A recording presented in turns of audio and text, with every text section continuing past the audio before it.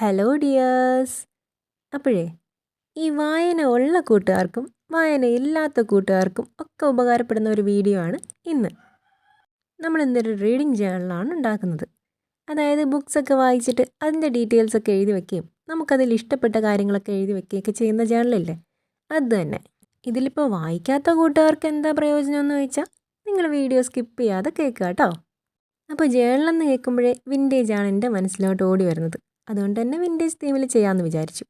അപ്പോൾ അതിന് വേണ്ടിയിട്ട് ഞാൻ ദേ ഈ കാണിച്ചിട്ടുള്ള കളേഴ്സൊക്കെ ഒന്ന് മിക്സ് ചെയ്ത് പേപ്പറിലൊക്കെ അടിച്ചു കൊടുത്തു. പിന്നെ നമ്മളിന്ന് സിമ്പിളായിട്ടാണ് ജേണൽ ഉണ്ടാക്കുന്നത് കേട്ടോ.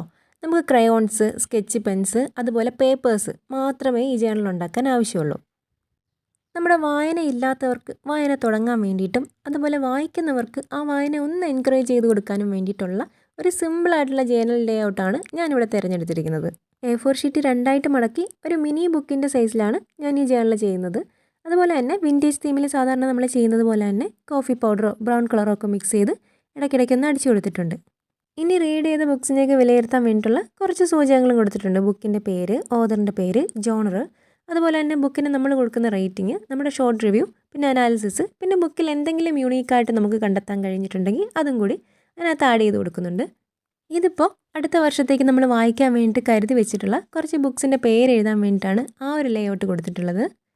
പിന്നെ നമ്മൾ ഈ പുസ്തകങ്ങളൊക്കെ വായിച്ചു കഴിയുമ്പോൾ അതിനകത്ത് നമ്മളെ സ്ട്രൈക്ക് ചെയ്യുന്ന കുറേ ഡയലോഗ്സോ അല്ലെങ്കിൽ എന്തെങ്കിലുമൊക്കെ കോട്ടോ ഒക്കെ ഉണ്ടാവുമല്ലോ, അതൊക്കെ ഒന്ന് കുറിച്ചിടാൻ വേണ്ടിയിട്ടാണ് ഇങ്ങനെ ഒരു ജാറ് വരച്ചു കൊടുത്തിട്ട് ആ ഒരു ലേ ഔട്ട് ഇവിടെ കൊടുത്തിരിക്കുന്നത്. ഇതിനകത്ത് നമ്മളിനി പേപ്പർ പീസും കൂടെ ആഡ് ചെയ്യുന്നുണ്ട്. പിന്നെ ഫ്രണ്ടിൽ ഇങ്ങനെ ഒരു ബ്രൗൺ പേപ്പർ കൊടുത്തിരിക്കുന്നത് ഈ വർഷം ഇനി വായിക്കാൻ ഉദ്ദേശിക്കുന്ന ബുക്സിൻ്റെയൊക്കെ പേര് എഴുതി വയ്ക്കാൻ വേണ്ടിയിട്ടാണ്. ഈ ഒരു തീമിലുള്ള സ്റ്റിക്കേഴ്സാണ് ഞാനിവിടെ യൂസ് ചെയ്തിട്ടുള്ളത്. അതായത് നമ്മൾ പെൻസിൽ കൊണ്ട് ഔട്ട്ലൈൻ വരച്ചു കൊടുത്തിട്ട് ക്രയോൺസ് വെച്ച് ലൈറ്റായിട്ടൊന്ന് ഷെയ്ഡ് കൊടുക്കുന്നു. പിന്നെ അതിൻ്റെ മുകളിലൂടെ സ്കെച്ച് പെൻ വെച്ച് ഒന്നുകൂടെ വരച്ചു കൊടുക്കുന്നു. ഇനി നമുക്ക് കൈ കൊണ്ട് കീറിയെടുത്ത് പേപ്പറിൽ ഒട്ടിച്ചു കൊടുക്കാവുന്നതാണ്. നിങ്ങൾക്ക് ഈ ജേണൽ നിങ്ങളുടെ ഒരു ടേസ്റ്റ് അനുസരിച്ച് കസ്റ്റമൈസ് ചെയ്യാവുന്നതാണ്.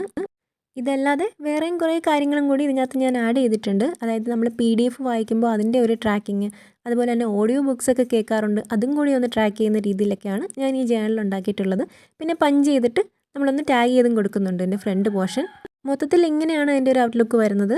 നമുക്ക് വായിക്കാനുള്ള പുസ്തകങ്ങളുടെ ഒരു പേര്, പിന്നെ കുറച്ച് കോട്ട്, പിന്നെ അതുകൂടാതെ നമുക്ക് എന്തെങ്കിലുമൊക്കെ ആഡ് ചെയ്യാനുണ്ടെങ്കിൽ അതിന് വേണ്ടിയിട്ടുള്ള സ്പേസ് ഉണ്ട്. പിന്നെ ഇതാണ്ട് ഇവിടെ റീഡിങ് ട്രാക്ക് ചെയ്യാൻ വേണ്ടിയിട്ട് ഒരു സ്പേസ് കൊടുത്തിട്ടുണ്ട്. പിന്നെ നമ്മൾ നേരത്തെ തയ്യാറാക്കിയ ആ ഒരു സൂചകങ്ങളുടെ അടിസ്ഥാനത്തിൽ നമുക്ക് വിലയിരുത്താനുള്ള പേജസാണ് ഇതൊക്കെ. പിന്നെ നമ്മൾ മനുഷ്യരിൽ മറവിയില്ലാത്തവരായിട്ട് ആരുമില്ല അല്ലേ. അപ്പോൾ മറവിക്ക് മറുമരുന്നായിട്ട് ആദ്യം തന്നെ സജസ്റ്റ് ചെയ്യുന്ന കാര്യമാണ് വായന ശീലമാക്കുക എന്നുള്ളത്. അപ്പോൾ ഇതുവരെ വായിച്ചു തുടങ്ങാത്തവർ കുഞ്ഞു കുഞ്ഞു കാര്യങ്ങളിൽ തുടങ്ങാം. കവിതകളാകാം, കഥകളാകാം, അതുപോലെ നോവലുകളാകാം, അങ്ങനെ നിങ്ങൾക്ക് ഇഷ്ടമുള്ള എന്തിൽ വേണമെങ്കിലും തുടങ്ങാം. ഇനി പത്രം വായിക്കാൻ ഇഷ്ടമുള്ളവരാണെങ്കിൽ പത്രത്തിൽ ഇൻട്രസ്റ്റിംഗ് ആയിട്ട് തോന്നിയിട്ടുള്ള കാര്യങ്ങളെക്കുറിച്ചൊക്കെ ഒന്ന് സെർച്ച് ചെയ്ത് അതിനെക്കുറിച്ച് കൂടുതൽ ഡീറ്റെയിൽസ് എടുക്കാൻ ശ്രമിക്കുക.